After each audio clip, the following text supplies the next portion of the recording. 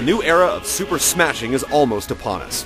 With even more faces to recognize, it can be daunting to pick the brother that's right for you.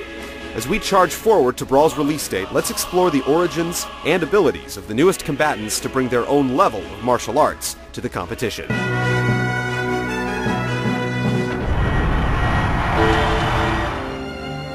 Sure, we've already played as Samus, but never in her Zero suit. We first witnessed the suit in Metroid Zero Mission for the GBA in 2004. After defeating Mother Brain, Samus removed her power suit just before a pirate ambush forced her to find safety with just an emergency pistol to stun enemies. Zero Suit Samus made another appearance later on in Metroid Prime 2 Echoes for the GameCube, and Corruption for the Wii, but that time only in cutscenes. After Samus unleashes her final smash, she loses her power suit, allowing you to play as the more agile Zero Suit Samus. In this rare occurrence, her gun paralyzes opponents just like in the GBA game, leaving them open for easy combos. In Brawl, though, the gun doubles as a plasma whip, which can be used for both long-range attacks and lengthy edge grabs. With the new Samus comes two new Metroid-themed stages. Norfair is similar to Melee's Brinstar, in that combatants fight over a pit of rising lava. Only this time, a single capsule will appear to provide cover from the magma. Get there first and close the hatches.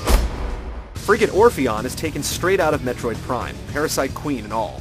A siren wanes before the lights go out, and then the stage flips over 180 degrees as you do battle on new terrain.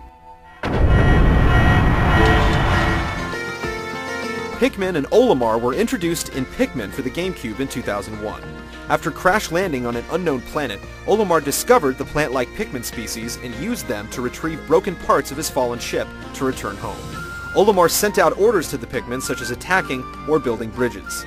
3 years later, they combined forces again in the sequel, Pikmin 2. Just like in the GameCube versions, Olimar is almost useless without his Pikmin in Brawl, so his standard special move adds up to 6 Pikmin to his arsenal to carry out attacks.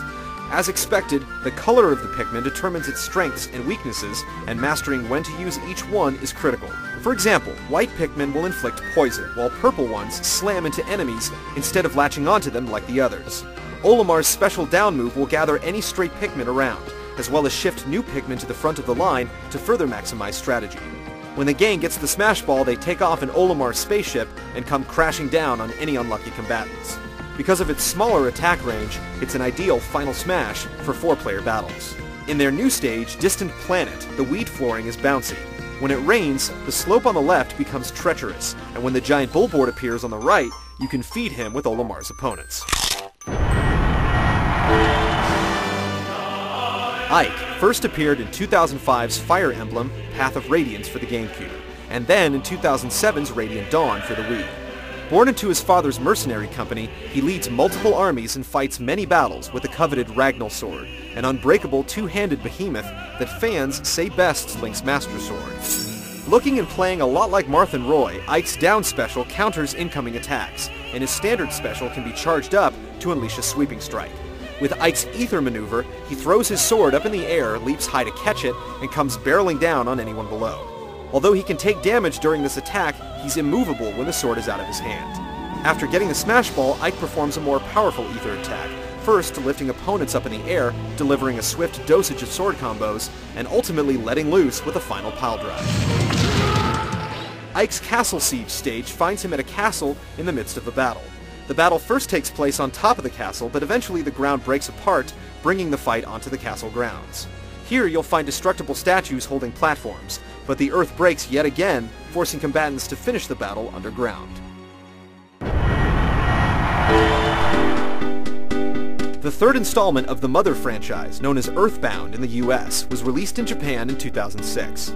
Lucas was the hero of the game, a gentle, shy boy who eventually learned paranormal abilities known as Psi and PK, allowing him to heal and attack. He has not appeared in any other game since.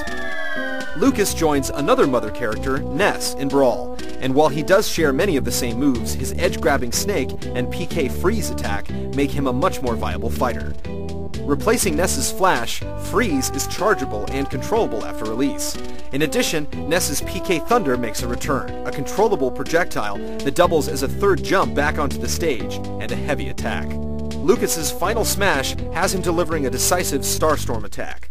Meteors come showering down on the stage that are nearly impossible to evade. And perhaps the largest stage in Smash Bros. History, Lucas's home court is New Pork City from Mother 3. Like the temple stage from Melee, fighting can take place on top and bottom. Once in a while, the monster known as the Ultimate Chimera will appear, instantly sending fighters flying with a single bite.